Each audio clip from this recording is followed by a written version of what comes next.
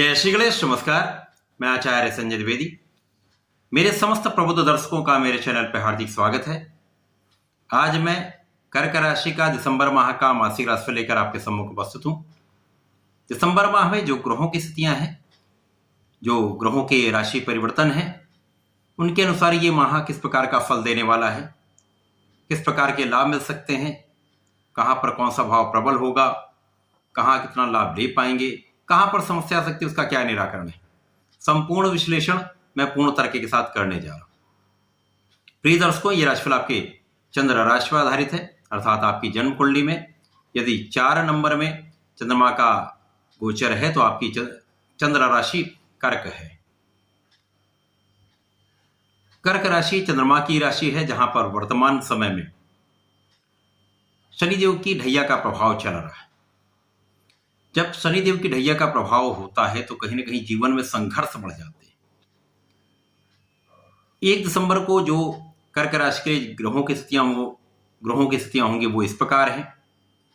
लग्न में ही चंद्रमा का गोचर होगा, आपके तृतीय भाव में केतु होंगे, चतुर्थ भाव में शुक्राचार्य होंगे, पंचम भाव में सूर्य और मंगल का एक महापराक्रमी योग बनेगा, षष्ठम भाव में यहां पर बुध का गोचर होगा, आपके अष्टम भाव में शनिदेव गोचर कर रहे हैं, तथा आपके नवम भाव में राहु का गोचर होगा, 10वें भाव में गुरुदेव बृहस्पति का गोचर चल रहा है।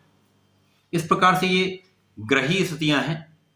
इस माह का पहला परिवर्तन बुध का होगा, जहां पर बुध 13 दिसंबर को वक्री अवस्था में आएंगे तथा इनका गमन आपके पंचम भाव की ओर प्रारंभ हो जाएगा। 16 दिसंबर को सूर्यदेव का परिवर्तन आपके षष्ठम भाव में हो जाएगा। 25 दिसंबर को शुक्राचार्य जो चतुर्थ भाव में गोचर कर रहे हैं, इनका गोचर आपके पंचम भाव में हो जाएगा। इसी प्रकार से 27 दिसंबर को मंगल जो कि आपके पंचम भाव में है, अपनी राशि में है, वहां से इनका गोचर गुरुदेव बृहस्पति की धनु राशि में षष्ठम भाव में प्रारंभ हो जाएगा। पुनः इसी माह में बुध वक्री अवस्था से मार्गी अवस्था में आएंगे तथा इनका गोचर आपके 7वें भाव की ओर प्रारंभ हो जाएगा। इस माह के अंत में गुरुदेव बृहस्पति जो वर्तमान समय में वक्री अवस्था में चल रहे हैं, वो मार्गी अवस्था में आ जाएंगे। तो ये संपूर्ण ग्रही स्थितियां हैं, परिवर्तन है। इन समस्त स्थितियों को तथा परिवर्तन को संकलित करते हुए ये राशिफल मैं आपके लिए प्रस्तुत कर रहा हूं। प्रिय दर्शकों, यदि अभी तक आपने चैनल को सब्सक्राइब नहीं किया है तो कृपया अति शीघ्र सब्सक्राइब कर लें, बेल आइकन को प्रेस करके ऑल पर क्लिक कर दें। कर्क राशि के लिए प्रारंभिक समय से यदि हम देखें तो ग्रहों की स्थितियां अत्यंत प्रबल है। यद्यपि यहां पर ढैया का प्रभाव है, कुछ संघर्ष रहेंगे, परंतु प्रारंभ से ही गुरुदेव बृहस्पति जो आपके 10वें भाव में मित्र की राशि में है, इनका चतुर्दशम का संबंध आपकी लग्न के साथ हो रहा है। दोनों केंद्र के भाव में है, इसलिए यहां पर प्रबल रूप से गज केसरी योग का निर्माण हो रहा है। यह गज केसरी निश्चित रूप से आपके प्रभाव को बढ़ाने वाला होगा, आपके कार्य क्षेत्र में प्रगति कराने वाला होगा, आपकी क्षमता को बढ़ाने वाला होगा, आपके संघर्ष की क्षमता को बढ़ाने वाला होगा, आप में धैर्य को बढ़ाने वाला होगा तथा संपूर्ण रूप से लाभ की प्राप्ति कराने वाला होगा। आप प्रभावशाली भी होंगे, आप अत्यंत श्रेष्ठ कार्य करने वाले। निश्चित रूप से समय में सफलता के मार्ग आपके लिए बन जाएंगे। इस पूरे माह में गुरुदेव बृहस्पति तथा चंद्रमा का 6 बार आपसी संबंध बनेगा, जहां पर ये विशेष रूप से आपके लिए फलदायी होने वाले। इसी प्रकार से केतु का तृतीय भाव में होकर कहीं ना कहीं आपके परिश्रम में कुछ कमी कर देंगे, भाग्य का साथ नहीं मिल पाएगा, क्योंकि राहु का प्रभाव सीधे सीधे भाग्य भाव को ब्लॉक कर रहा है। तो संघर्ष भी है, भाग्य का उतना साथ नहीं मिल पा रहा है, परंतु कहीं ना कहीं जो ग्रहों की स्थितियां आज की स्थिति में बन रही है वो आपको लाभ दे रही है। जब भाग्य का पूर्ण साथ नहीं मिलता तो उतना लाभ आप नहीं ले पाते, आपके संपूर्ण परिश्रम का संपूर्ण लाभ आप नहीं प्राप्त कर पाते। कहीं ना कहीं कुछ कमी रह जाती है, कहीं ना कहीं कुछ समस्याएं उत्पन्न हो जाती, अवरोध हो जाते हैं। तो ये समस्याएं तो चलती रहेंगी, परंतु आप इस माह में आपके लिए एक अच्छी स्थिति बन रही। इसके पश्चात जो चतुर्थ भाव में वर्तमान समय में जो शुक्राचार्य का गोचर चल रहा है, ये आपके लिए अत्यंत श्रेष्ठ प्रभाव देने वाला है। इस माह में मालव्य योग का संपूर्ण लाभ आपको मिलेगा। शुक्राचार्य सुख भाव के स्वामी होकर सुख भाव में मालव्य योग बना रहे हैं। निश्चित रूप से इस समय में आपके सुखों का उपार्जन होने का योग बन रहा है। भूमि भवन वाहन के क्रय का योग बन रहा है तथा आप सुखों का उपभोग करेंगे। आपके लिए भूमि भवन वाहन का योग बनेगा ही, आपके माता पिता का संपूर्ण सहयोग आशीर्वाद भी आपको प्राप्त होगा। इसी प्रकार से माता से भी आपको सुख की प्राप्ति होगी। माता पिता के स्वास्थ्य भी कहीं ना कहीं यहां पर एक अच्छा रहने वाला है। यहां पर शुक्राचार्य पर गुरुदेव का प्रभाव भी है, तो निश्चित रूप से ये बड़ी मात्रा में आपको धन का अर्जन कराने वाले हैं, सुखों का उपार्जन कराने वाले हैं। साथ ही साथ यहां पर लाभ के स्वामी भी शुक्राचार्य हैं। अब लाभ के स्वामी शुक्राचार्य हैं, सुख के स्वामी शुक्राचार्य हैं, जिन पर गुरुदेव बृहस्पति की दृष्टि का प्रभाव है, जो अत्यंत प्रबल अवस्था में, जो भाग्य के स्वामी हैं। तो भाग्य प्रबल रूप से दसम भाव में, केंद्र के भाव में है। तो ये स्थिति ये माह के लिए आपके लिए श्रेष्ठ धनदायी हो। लाभ आपका कई सौ गुना बढ़ जाएगा, आपकी इनकम में वृद्धि होगी, आपका प्रॉफिट बढ़ जाएगा। व्यापार में निश्चित रूप से आप लाभ प्राप्त करने वाले हैं। नौकरी में आपकी पदोन्नति का योग बन सकता है।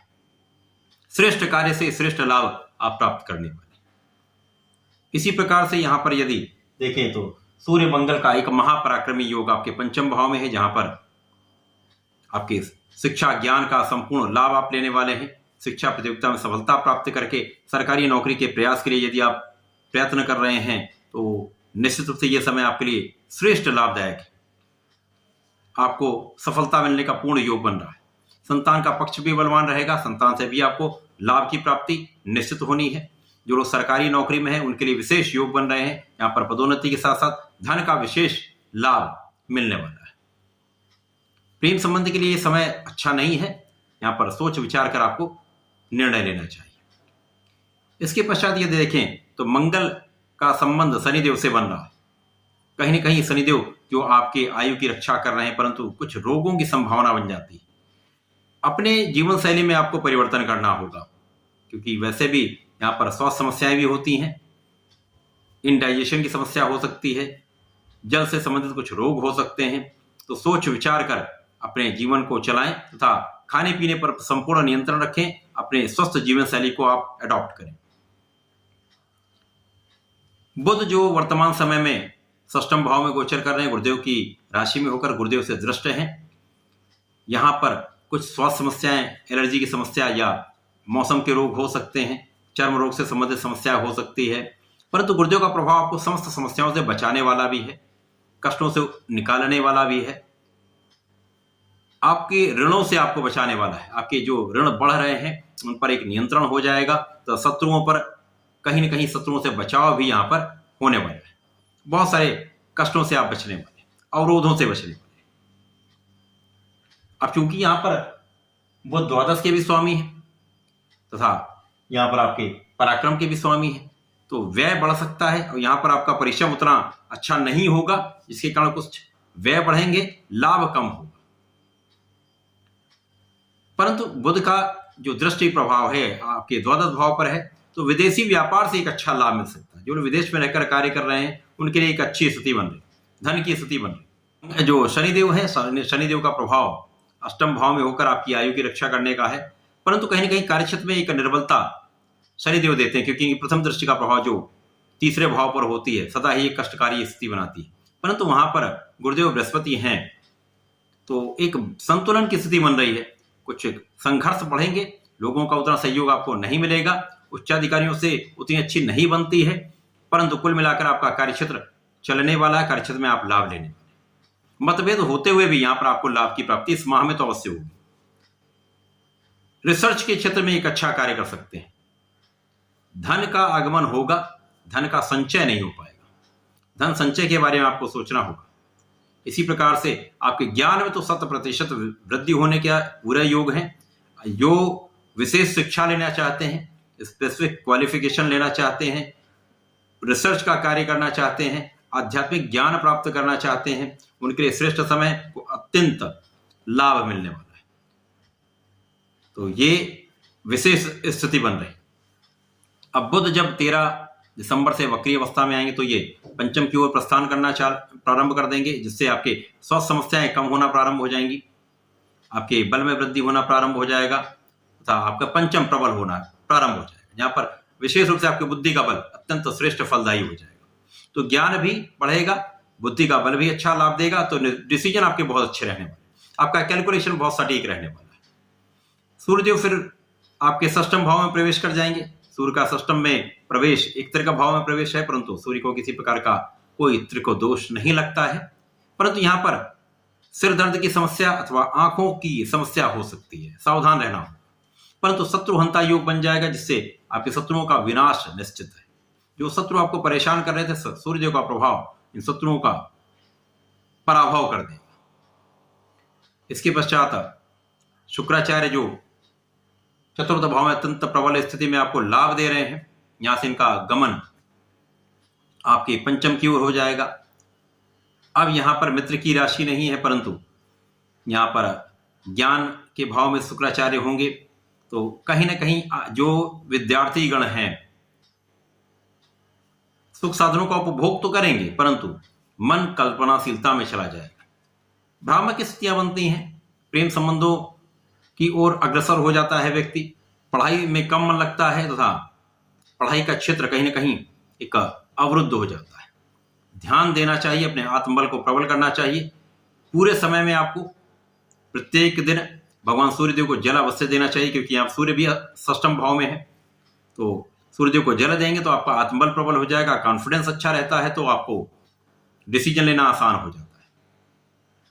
इसके पश्चात यदि देखें तो राहु का प्रभाव भी पंचम पर होगा, तो कहीं ना कहीं स्वास्थ्य समस्याएं संतान की भी होंगी, कुछ मन विचलित रहेगा। पढ़ाई में तो राहु वैसे भी अवरोध करेगा, भाग्य को भी अवरोध करेगा, पढ़ाई में भी अवरोध डालेगा।